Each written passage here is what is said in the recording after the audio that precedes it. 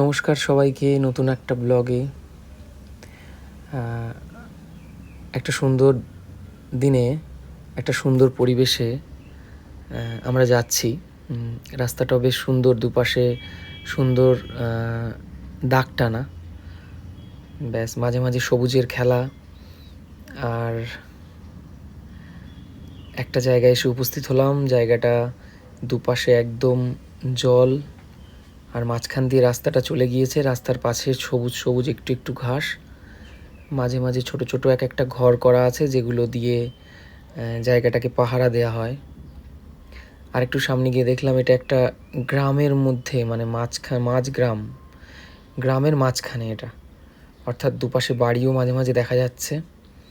আকাশটা যত দূর দেখা যায় পুরো মেঘে ঢাকা, বিভিন্ন আকারের রং বেরঙের সুন্দর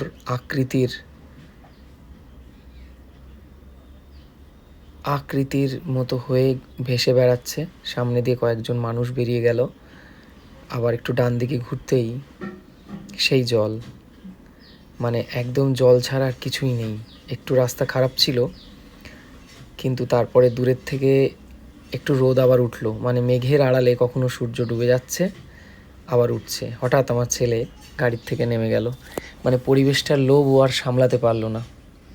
এইবারে যেটা করে, ছোট বাচ্চাদের অত্যন্ত প্রিয় যে জিনিসটা, সেইটা করা শুরু করলো, এদিক ওদিক দৌড়ানো। আমরা একটু ভয় পাচ্ছিলাম, কারণ দুপাশে অনেক জল ছিল। দেখতেই পাচ্ছেন দূরের আকাশটা মেঘে ঢাকা, অল্প অল্প সূর্যের আলো বেরোচ্ছে, আবার একদিকে নীল আকাশ, আবার কোথাও পুরোপুরি কালো মেঘে ঢাকা রয়েছে। ওকে তো আমরা কিছুতেই সামলাতে পারছিলাম না, কিন্তু হঠাৎ দেখলাম একটা গাড়ি আসাতে আমরা ওকে ধরে নিলাম।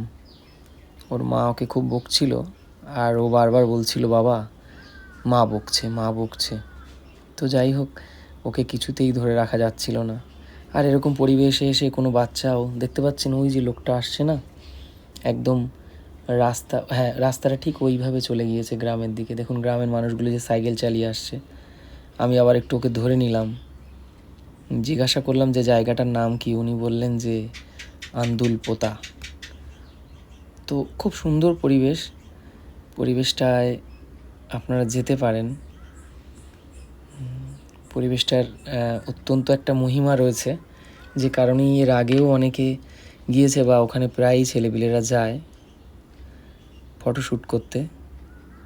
তো আমিও গিয়েছিলাম ওখানে, এত ভালো লাগছিল। তারপরে ওকে কোলে তুলে নিলাম, কারণ দুষ্টুমিটা একদম 100%-এ পৌঁছে গেছিলো এবং বড় বড় গাড়ি যাচ্ছিল তাই। তো যাই হোক, আমাদের এই প্রকৃতির মাঝে একটা খেলার এত সুন্দর একটা সুযোগ এসেছিল, আর সেটা আপনাদের সামনে আমি তুলে ধরলাম। তো এই যে জলগুলো সবসময় হাওয়ায় খেলতে থাকে, আর এর মধ্যে মাছগুলোও না কাছাকাছি দাঁড়ালে, এখন হয়তো ক্যামেরাতে বোঝা যাচ্ছিল না, মাছগুলো ঝুপঝুপ করে শব্দ করে। হ্যাঁ, মানে এর মধ্যে অনেক মাছ রয়েছে। এখানে হয়তো বাণিজ্যিকভাবে মাছের চাষ করা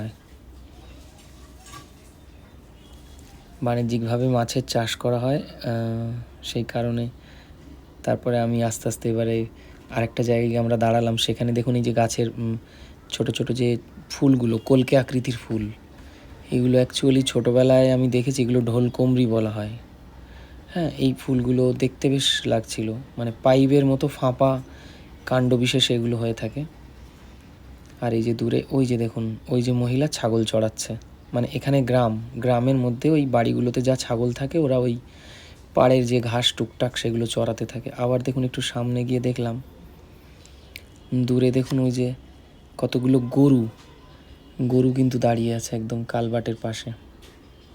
এদিকটার জলাশয়গুলো ওই নোংরা জলের মধ্যে দিয়ে পাস করে দেওয়া হয়, এবং এখানে ও এবারে ওই যে বল খুঁজছে। দেখুন ওই যে, আমি জিজ্ঞাসা করলাম কি ফুল, কি একটা যে বললো ফুলের নাম, তা আমি কিছুতেই বুঝতে পারলাম না।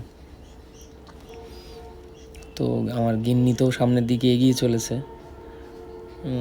তারপরে আমি আবার এই দিকটা একটু দেখলাম। আজকে এই অবধি, এবারে আমরা ফিরবো তো ফেরার পথে ফেরার একটা পথে একটা স্কুল সুন্দর দেখো, এই জিনিস যে দেখাই। পরিবেশে না এই যে একটা গ্রামটা আমরা দেখালাম না, মাদ্রাসা স্কুল রয়েছে, এই গ্রামের স্কুলটা ঠিক একদম উপখণ্ডে পরিবেশটা দেখাচ্ছি একটা ভেতরটা, স্কুল বা মাদ্রাসা খুব বলা হয়। সুন্দর এই গোছানো গ্রামের পরিবেশ, যত আমার বেশ ছেলে ভালো মেয়ে লেগেছে। বাচ্চারা স্কুলটার নাম হচ্ছে প্রত্যেকে আন্দুলপোতা এখানে পড়াশোনা মাদ্রাসা করে, দেখো আন্দুলপোতা রহমিয়া মাদ্রাসা। বিদ্যালয়।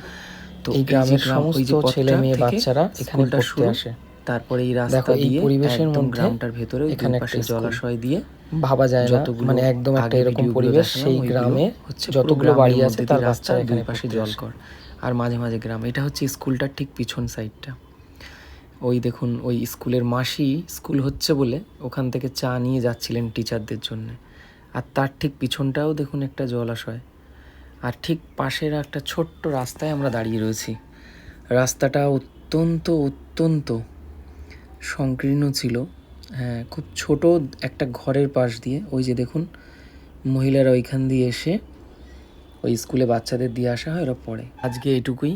শেষে একটা সুন্দর দৃশ্য দেখুন, ওই যে সুন্দরী গাছ যেগুলো পুকুরের মাঝে লাগানো রয়েছে। পুকুর মানে হচ্ছে ওই জলাশয়ের মাঝে, ভেড়ির মাঝে, যার শ্বাসমূলগুলো উপরের দিকে উঠে থাকে। আজকে এখানেই শেষ করলাম। আবার একটা নতুন ব্লগে আপনাদের সাথে কথা হবে। ভালো